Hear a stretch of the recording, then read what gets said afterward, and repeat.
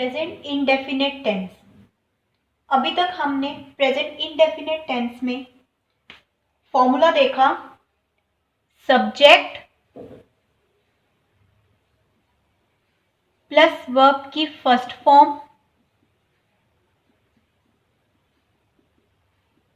Plus S या ES, ये formula था हमारा प्रेजेंट इंडेफिनिट टेंस का। अगर मैं यहाँ पे एक सेंटेंस लिखूं, मेरा जन्मदिन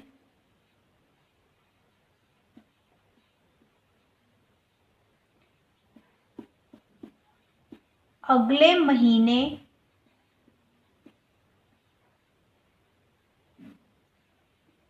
आता है। मैंने आपको बताया था प्रेजेंट इंडेफिनिट टेंस में हमें ये फॉर्मूला यूज करना है, लेकिन सबसे पहले हम ढूंढेंगे कि प्रेजेंट इंडेफिनिट टेंस का वो सेंटेंस है कौन सा। हमें किस वर्ड से पता चलेगा कि प्रेजेंट इंडेफिनिट टेंस का सेंटेंस है, वो किस वर्ड से पता चलेगा। यहाँ पे तार है, जहां पे भी ता ते ती इस तरीके के वर्ड्स आएंगे वो होगा प्रेजेंट इंडेफिनिट टेंस का सेंटेंस, और वहां पे लगेगा ये फॉर्मूला, ये रूल लगेगा। अब इस रूल के अकॉर्डिंग हम चलेंगे। सबसे पहले हम वर्ड मीनिंग्स देखेंगे। जो भी वर्ड्स इस सेंटेंस में आ रहे हैं सबसे पहले हम उसके मीनिंग्स लिखेंगे, ताकि हमें हिंदी से इंग्लिश में ट्रांसलेट करने में प्रॉब्लम ना हो। तो सबसे पहले मेरा, मेरा की इंग्लिश माय। उसके बाद जन्मदिन, जन्मदिन की इंग्लिश बर्थडे। अगले, अगले मतलब आने वाला, अगले महीने। अगले जिसका मतलब है आने वाला, नेक्स्ट। महीने, महीने को हम इंग्लिश में मंथ कहते हैं।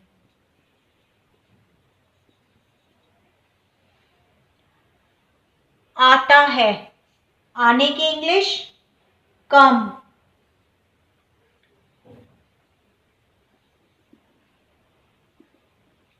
कम का मतलब आना। तो ये सब वर्ड्स इस सेंटेंस में आए हैं और इसी को लेकर हम इस सेंटेंस को ट्रांसलेट करेंगे इंग्लिश में। हम रूल पर जाएंगे। सबसे पहले, सबसे पहला सब्जेक्ट, सब्जेक्ट काम करने वाला, काम कर कौन रहा है। मेरा जन्मदिन अगले महीने आता है, तो कौन काम कर रहा है यहाँ पे, मेरा जन्मदिन। तो यहाँ पे किसका जन्मदिन आ रहा है, मेरा। तो सब्जेक्ट हमारा हुआ मेरा। मेरा की इंग्लिश माय, यहां पे हम लिखेंगे माय। मेरा क्या, जन्मदिन, ये सारा ही सब्जेक्ट हुआ। मेरा क्या, जन्मदिन, तो मेरा जन्मदिन, जन्मदिन की इंग्लिश बर्थडे। इसलिए हमारा सब्जेक्ट ये मेरा जन्मदिन यहां से यहां तक हुआ। इसके बाद वर्ब की फर्स्ट फॉर्म। सबसे पहले हम वर्ब ढूंढेंगे। वर्ब जो काम किया जा रहा है, क्या काम किया जा रहा है, मेरा जन्मदिन अगले महीने आता है। तो जन्मदिन क्या काम कर रहा है, सब्जेक्ट है हमारा मेरा जन्मदिन। मेरा जन्मदिन क्या काम कर रहा है, आने का। तो आना हमारा वर्ब हुआ। आने की इंग्लिश कम। अब इसके बाद कम की फर्स्ट फॉर्म हम चार्ट बनाएंगे। फर्स्ट फॉर्म कम की कम होगी, कम की फर्स्ट फॉर्म कम। यहां तक हो गया। इसके बाद हम एस या ईएस का रूल देखेंगे, यहां लगेगा या नहीं लगेगा। मैंने आपको बताया था सिंगुलर, जो चीज एक हो उसके साथ एस या ईएस लगता है। तो अब ये चीज एक है, मेरा जन्मदिन, यहाँ पे जन्मदिन साल में एक बार आता है और किसका, मेरा, सब्जेक्ट क्या है यहाँ पे, सिंगुलर, मेरा जन्मदिन, तो यहाँ साल में जन्मदिन एक बार आता है। माय बर्थडे, तो ये सिंगुलर है क्योंकि यहाँ पे एक के बर्थडे की बात हो रही है और साल में एक बार आ रहा है, माय बर्थडे, तो एस या ई एस लगेगा यहाँ क्योंकि सिंगुलर है, एक है। अब कैसे पता चलेगा यहाँ एस लगेगा या ई एस लगेगा? मैंने आपको बताया था जिस भी वर्ड के लास्ट में ई आता है उसके साथ हमेशा एस लगता है। जिस भी वर्ड के वर्ब में लास्ट में ई आएगा तो उसके साथ एस लगेगा। यहाँ पे कम का कम्स हो जाएगा, माय बर्थडे कम्स। अब हमने इसकी इंग्लिश बना ली, मेरा जन्मदिन आता है, इसकी इंग्लिश बन गई। हमारे पास ये वर्ड्स ये वाले रह गए। अब हम बताएंगे कब आता है, अगले महीने, कब अगले महीने आता है, तो अगले की इंग्लिश नेक्स्ट, महीने month, my birthday comes next month, मेरा जन्मदिन अगले महीने आता है। तो बहुत ही सिंपल सा सेंटेंस था। ये था हमारा प्रेजेंट इंडेफिनिट टेंस का सेंटेंस। अगर मैं इसी सेंटेंस को थोड़ा सा चेंज कर दूं, थोड़ा सा कैसे,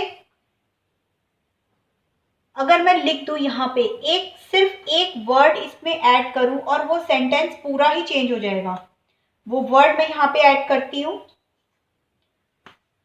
मान लेते हैं मैं यहाँ पे लिख देती हूं मेरा जन्मदिन अगले महीने, और मैं यहाँ एक वर्ड ऐड करूंगी नहीं, नहीं आता है। सारा सेंटेंस का मतलब ही बदल गया इस नहीं वर्ड को यूज करने से। मेरा जन्मदिन अगले महीने नहीं आता है, पूरा सेंटेंस चेंज हो गया। अब इस नहीं वाले सेंटेंसेस को कैसे हम यूज करेंगे अब देखते हैं। अभी मैं आपको ये वाला सेंटेंस नहीं करवा रही, अभी सबसे पहले मैं आपको प्लूरल के सेंटेंसेस करवाऊंगी जिसमें सिर्फ यहां से यहां तक का रूल लगेगा। पहले हम इतना रूल सीखेंगे उसके बाद हम आगे जाएंगे। अभी हम यहां से यहां तक का रूल सीखेंगे नहीं वाले सेंटेंसेस में, नहीं का मतलब नेगेटिव सेंटेंसेस में। चले देखते हैं। अब आप मुझे बताएंगे कि यहां तक जो रूल लगता है वो किन सेंटेंसेस में लगता है। वो लगता है प्लूरल के सेंटेंसेस में। प्लूरल मतलब एक से ज्यादा। प्लूरल के सेंटेंसेस कहां कहां आएंगे, जिसके साथ आई आएगा, वी आएगा, दे आएगा या दीज आएगा। ये हैं हमारे प्लूरल वर्ड्स और इन्हीं को यूज करके हम प्लूरल के सेंटेंसेस बनाते हैं। सिंपल सा सेंटेंस हम स्टार्ट करते हैं सबसे पहले आई के साथ। मैं यहां पे लिखती हूं मैं रात को खाना खाता हूं। सबसे पहले हम ये सेंटेंस देखते हैं। ता आ गया, इसका मतलब सेंटेंस प्रेजेंट इंडेफिनिट टेंस का ही है, ये तो पक्की बात है। क्या सेंटेंस बनेगा इसका, आप बताइए। सबसे पहले सब्जेक्ट, सब्जेक्ट का मतलब काम करने वाला। काम कौन कर रहा है, मैं, आई। क्या काम किया जा रहा है, खाने का। खाने की इंग्लिश ईट।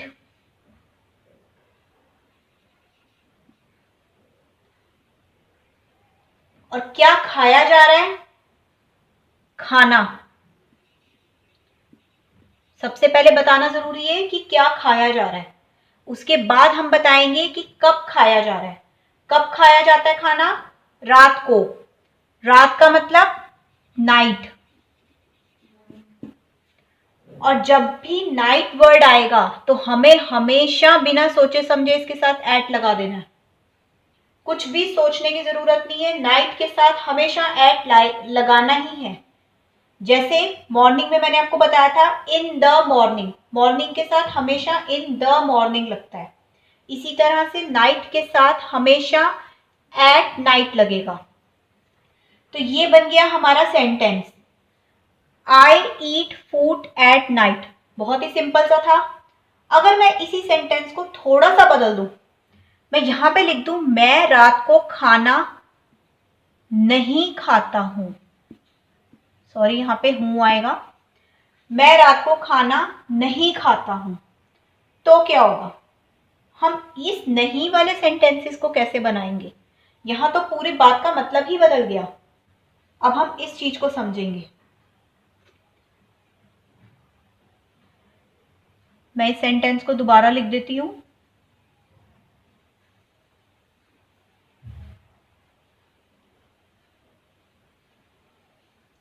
मैं रात को खाना नहीं खाता हूं।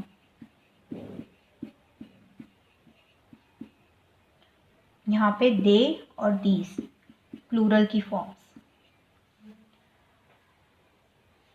चले अब इस चीज का रूल समझते हैं। प्लूरल के सेंटेंसेस में इतनी बात तो आपको समझ आ गई कि यहां से यहां तक का रूल ही लगेगा, इसके आगे हमें जाना ही नहीं है। अब यहां तक कि यहां के रूल में प्लूरल के सेंटेंसेस में अब तक तो ठीक था जब तक नहीं शब्द नहीं आ रहा था, लेकिन अब अचानक से नहीं वर्ड भी आ गया। नहीं का मतलब सबसे पहले तो आप ये समझ लो कि नहीं का मतलब नेगेटिव सेंटेंसेस, उसे कहा जाता है नेगेटिव। नेगेटिव का मतलब नेगेटिव, ये होते हैं हमारे नेगेटिव सेंटेंसेस। इस नेगेटिव में एन आ रहा है, नेगेटिव का मतलब नो। यहां पे हर बात नहीं में होगी। हर बात में हम नहीं बोलेंगे, नो ही बोलेंगे, हम हाँ बोलेंगे ही नहीं। ये है हमारे नेगेटिव सेंटेंसेस। तो अब प्रेजेंट इनडेफिनेट के नेगेटिव सेंटेंसेस का रूल क्या है उसे समझते हैं। सब्जेक्ट प्लस वर्ब की फर्स्ट फॉर्म, ये था प्लूरल का यहां से यहां तक का रूल। अगर अचानक से बीच में नहीं वर्ड आ गया, इसका मतलब सेंटेंस नेगेटिव में चेंज हो गया। तो अब नेगेटिव के लिए हम क्या करेंगे? थोड़ा सा हम इसे चेंज कर देंगे। यहां पे इस जगह पे हमारा रूल चेंज हो जाएगा। मैं यहां लिख रही हूं सब्जेक्ट प्लस, अब यहां पे आ जाएगा डू नॉट, और फिर आएगा वर्ब की फर्स्ट फॉर्म। मैं दोबारा लिख देती हूं ताकि आपको कंफ्यूजन ना हो। सब्जेक्ट प्लस यहां हम ऐड कर देंगे do not, do not plus verb की फर्स्ट फॉर्म।